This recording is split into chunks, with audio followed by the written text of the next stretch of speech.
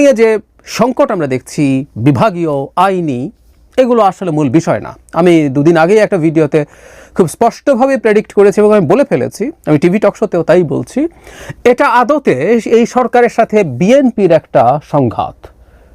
সরকার পরিকল্পিতভাবে কাজটা করছে, সরকার সম্ভবত বা আমরা নিশ্চিতভাবেই বলতে পারি এভাবেই বিএনপি শক্তি পরীক্ষা করতে চাইছে। এটা একটা টেস্ট কেস। সুতরাং এই লড়াইটার দিকে আমাদের দৃষ্টি থাকা দরকার এবং বাংলাদেশের স্বার্থে, ভবিষ্যতের স্বার্থে এই লড়াইয়ের ফলাফল একটা গুরুত্বপূর্ণ নির্ণায়ক ভূমিকা পালন করার সম্ভাবনা আছে।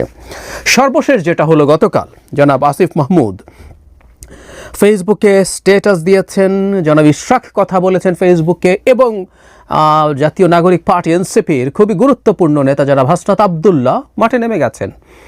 মানে আসিফ মাহমুদ তো সরকারের সাথে বিএনপির একটু সমস্যা হচ্ছে, রীতিমতো হুমকির ঢঙে কথা বলছেন হাসনাত আবদুল্লাহ। মানে আমরা বহুদিন থেকে যে কথাটা বলছিলাম, এই সরকার আর এনসিপি আসলে একই জিনিস, একটা আরেকটার এক্সটেনশন, এতে কোনো সন্দেহের কিছু নেই। যাই হোক, আমরা আসবো সেই জায়গায়।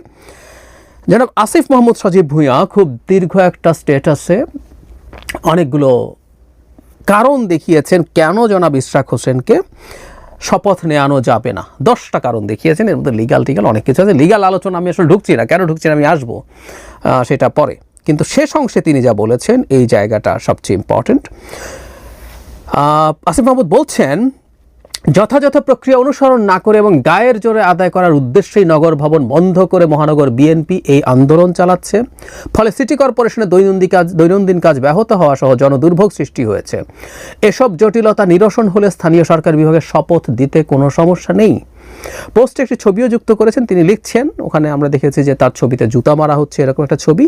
তবে আমার বিরুদ্ধে ইশরাক হোসেনের এই আক্রমণাত্মক ও অপমানজনক কার্যক্রমের কোনো কারণ খুঁজে পেলাম না। আবার কেউ বলবেন না যে এটা সাধারণ জনগণ করেছে, কারণ বিএনপি এবং অঙ্গ সংগঠনের বিভিন্ন গ্রুপের নির্দেশনা এবং গোয়েন্দা সংস্থার তথ্য অনুযায়ী দলীয় নেতাকর্মীরাই কর্মসূচি বাস্তবায়ন করছে। মানে ওখানে আসলে একটা ঢাকার নাগরিক বা কীরকম একটা ব্যানারে কাজটা হচ্ছে। জনাব আসিফ মাহমুদ ক্লিয়ারলি বলছেন এটা আসলে বিএনপি করছে। ইশরাক হোসেন এর একটা স্ট্যাটাস দিয়েছেন, তিনি খুব খোলামেলা যে কথাগুলো বলেছেন আমি একটু পড়ি, এটা খুবই ইম্পর্টেন্ট। স্ট্যাটাসে বলছেন, মেয়র ফেয়র কিছু না, অন্তর্বর্তী সরকারের কতিপয় ব্যক্তির অন্তরে ক্ষমতার লোভ ও এটি চিরস্থায়ী করার কুৎসিত সত্যটা বের করে আনাই ছিল মুখ্য উদ্দেশ্য। অনেক সমালোচনা মাথা পেতে নিয়েছি, পিতামাতা ভুলে গালিগালাজও চুপ করে সহ্য করে গিয়েছি, কারণ একটাই, এদের চেহারা উন্মোচন করতে হবে গণতন্ত্রের স্বার্থে, জনগণের ভোটের অধিকারের স্বার্থে।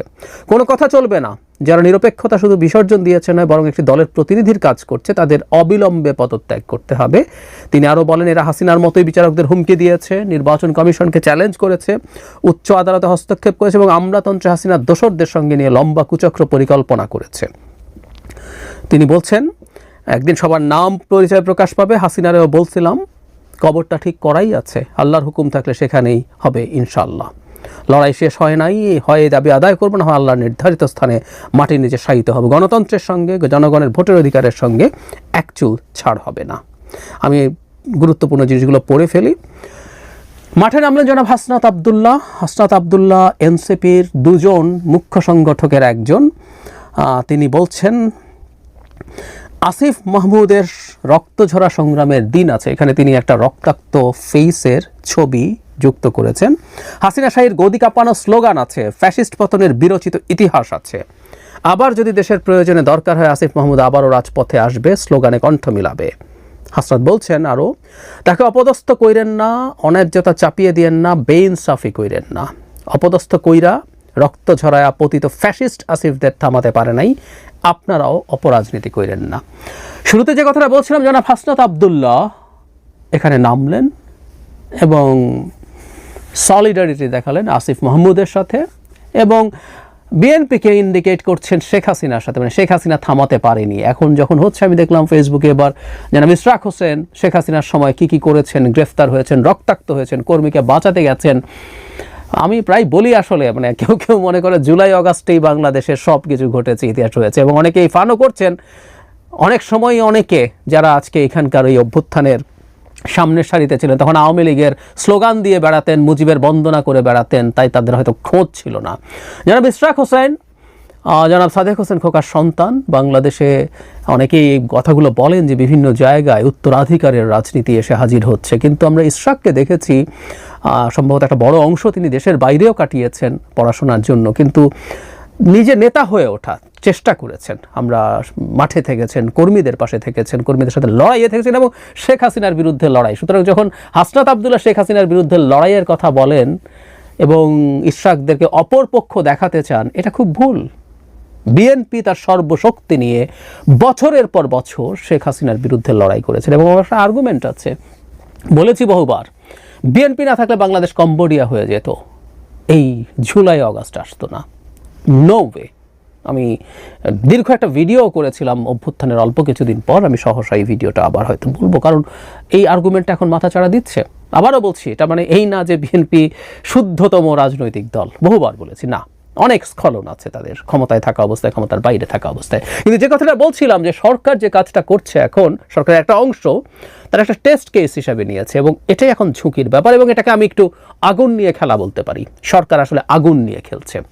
এই যে আইন টাইন দেখাচ্ছে, হাইকোর্ট দেখাচ্ছে, আমরা এতদিন বলতে চাই না, আমি যদি এবার বলি, ডক্টর ইউনূসের বিরুদ্ধে সব মামলা নির্বাহী আদেশে প্রত্যাহার করা হয়েছে।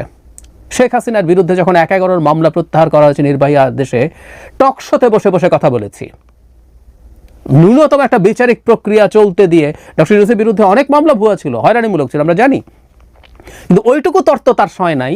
তিনি শেখ হাসিনার মতো করে মামলা প্রত্যাহার করেছেন। শেখ হাসিনাকে আমরা তীব্র সমালোচনা করেছিলাম তিনি ক্ষমতাকে এভাবে ব্যবহার করার কারণে করেছেন। আরও বহু ক্ষেত্রে বাংলাদেশের আইন কানুন কত কি আছে এগুলো আমাদের জানা আছে, প্রসিডিউরাল জায়গা থেকে বলছি। সুতরাং যে হাইকোর্ট এখন জনাব আসিফ দেখাচ্ছেন, সেটা আদতে জনাব ইশরাককে, বা আমি ব্রডার সেন্সে যদি বলি, বিএনপির শক্তি পরীক্ষা করার জন্যই তারা কাজটা করছেন। কারণ তাদের সামনে এই এজেন্ডা আছে, নির্বাচন যদি তারা পেছাতে চান তখন বিএনপি ঠিক কী করতে পারে, কতটুকু শক্তি প্রদর্শন করতে পারে, সেটার একটা টেস্ট কেস হিসাবে তারা এখন মাঠে আছেন। অথবা অনেক ক্ষেত্রে বিএনপির বেশ কিছু না চাওয়ার কারণে সরকার কিছু কিছু কাজ, বা এনসিপি, বা এভাবে বলা ভালো, পেছনে নাকি অনেক কুশীলব আছে, দু একজন সিরাজুল আলম খানও নাকি আছে, তারা মনে করেছেন বহু ক্ষেত্রে তারা বিএনপির জন্য বেশ কিছু পারে নাই। সুতরাং তারা বিএনপিকে একটা লেসন দিতে চায়, এই শক্তিটা জানিয়ে দিতে চায়, যাতে ভবিষ্যতে বিএনপি তাদের বিরুদ্ধে কোনো না কোনোভাবে লড়াই করতে আসলে হিসেব নিকেশ করে। আমি সিম্পলি ব্যাপারটাকে সেটা মনে করি। জনাব ইশরাকের ফেসবুক স্টেটাসে একই ধরনের ইঙ্গিত আছে। আমি আমার আগের ভিডিওতেও আসলে এটাকে ওভাবেই ফ্রেম করার চেষ্টা করছি এবং এখন থেকে সামনে ক্রমাগত এই ঘটনাগুলো ঘটবে। আমরা খেয়াল করেছি খুলনা প্রকৌশল বিশ্ববিদ্যালয় কুয়েটের ভিসিকে সরানো নিয়ে, পরে ইভেন ঢাকা ইউনিভার্সিটির ভিসিকে কেন্দ্র করে মূলত আসলে এই পারস্পরিক পাল্টাপাল্টি শক্তি পরীক্ষার প্রক্সিতে আসলে এগুলো পরিণত হয়েছে। এই লড়াইটাও সেটা খুবই দুর্ভাগ্যজনক, কিন্তু এই লড়াইটা সম্ভবত ইনএভিটেবল ছিল। দুর্ভাগ্যজনক এই কারণে বলছি, বিএনপি বা অন্য সব দল, এই যে এনসিপি বা আরও যারা আছেন, এই মুহূর্তে শেখ হাসিনার কোনো লোক এখানে নেই। মূলত যারা আছেন প্রত্যেকে শেখ হাসিনার বিরুদ্ধে লড়াই করা মানুষ। কিন্তু সেটার পরে বাংলাদেশের একটা গণতান্ত্রিক ট্রান্সফরমেশন যেভাবে হওয়ার কথা ছিল, যে রোড ম্যাপ হওয়ার কথা ছিল, সেটা থেকে এই সরকার সরে এসছে পুরোপুরি। এবং ডক্টর ইউনূসকে আমরা ইউফেমিস্টিকলি বলতে পারি ভুল বুঝিয়ে, তাহলে আবার খারাপ লাগে, আমরা শেখ হাসিনাকে বিদ্রূপ করতাম ভুল বুঝিয়ে। তাহলে যদি আমরা এভাবে বলি সরকারের একটা অংশ যা করছে ভুল বুঝিয়ে বললেও খুব হাস্যকর। যে মানুষকে ভুল বোঝানো যায় সেই মানুষটা বাংলাদেশের এরকম টাফ সময়ে কি দায়িত্ব নেওয়ার উপযোগী? আবার যদি ভুল না বোঝানো হয় তাহলে তো উনি এটার পার্ট। সো আমরা দেখতে পাচ্ছি ভেরি মাচ দেখতে পাচ্ছি এরকম একটা প্লট চলছে এবং সেই প্লটের অংশ সরকার বা সরকারের একটা অংশ এটার সাথে জড়িত হয়ে পড়ছে এবং একটা অংশকে বিরুদ্ধে। কারণ হলো যে দলটা নির্বাচন দিলে ক্ষমতায় যাবে তাকেই এখন থেকে নানা রকমভাবে তার বিরুদ্ধে দাঁড়িয়ে তাকে ব্যাকফুটে ঠেলে দেওয়ার চেষ্টা হচ্ছে। এটা একটা পরিকল্পিত কাজ, খুবই দুর্ভাগ্যজনক, কারণ এটা একটা সংঘাতময় পরিস্থিতি তৈরি করবে। সংঘাত আসলে টু সাম এক্সটেন্ট অনিবার্য হয়েই যাবে, কারণ বিএনপি একটা বুর্জোয়া রাজনৈতিক দল, সে নির্বাচন চায়, সে ক্ষমতায় যেতে চায়, প্রত্যেক দলই ক্ষমতায় যেতে চায়। ক্ষমতায় যাওয়ার মতো ন্যূনতম কোনো জনসমর্থন না থাকার পরও এনসিপির লোকজন বিভিন্ন মন্ত্রণালয়ে কি করে বেড়ায়, এখন না 5 আগস্টের পর থেকে জামায়াতের লোকজন কি করে বেড়ায় আমরা জানি, তো এগুলো জানা গেছে। সুতরাং ক্ষমতায় যেতে চায় সবাই। বিএনপি ক্ষমতায় গেলে হচ্ছে খুব অসাধারণ সুশাসন দেবে, আমাকে ভুল বুঝবেন না, আমি সেটা ক্লেম করছি না। আমাদের তখনও আবার ফাইট থাকবে, আমি মনে করি তখনও সেই ফাইটটা আমাদের সবাইকে করতে হবে, কিন্তু একটা গণতান্ত্রিক ব্যবস্থার মধ্যে দেশকে ঢুকতে হবে, এটা হলো সবচেয়ে জরুরি কথা। কিন্তু না, সেখানে দাঁড়িয়ে এখন ওই ব্যাপারটাকে ডিসরাপ্ট করে ক্ষমতা ধরে রাখার চেষ্টা হচ্ছে। যাদের ন্যূনতম নির্বাচনে কিছু করার মুরদ নাই, তারা যদি এভাবে ক্ষমতায় ধরে রাখতে পারেন তাদের জন্য এটা খুব ভালো ব্যাপার। কারণ বিএনপি যদি ক্ষমতায় আসে ইলেক্টেড হয়ে কোথায় যাবে, প্রভাব প্রতিপত্তি, ডিসি ট্রান্সফার, ওই বিশ্ববিদ্যালয়ে ভিসি নিয়োগ করো, ওইখানে সচিব নিয়োগ করো, ট্রান্সফার করো, এই সব ক্ষমতা কোথায় উবে যাবে সেটা তো অনেকে ছাড়তে চাইবেন না, চাইছেন না। ঠিক সেটাই আসলে আমরা দেখতে পাচ্ছি। লড়াইটা সম্ভবত শুরু হয়ে গেল। আমি চাই শুভবুদ্ধির উদয় হোক। শেষ পর্যন্ত আমি ডক্টর ইউনূসের উপরে এই আস্থা রাখতে চাই যে তিনি এই চক্রর সাথে অ্যালাইন্ড হবেন না। এই চক্র যে অনেক বেশি ট্র্যাকশন পাচ্ছে সরকারের ভেতরে, অনেক বেশি গ্রাউন্ড তৈরি করছে, আরও প্রমাণ আছে, আমি সেগুলো নিয়েও কথা বলবো। সুতরাং বিএনপিকে সম্ভবত এখন মাঠে এসেই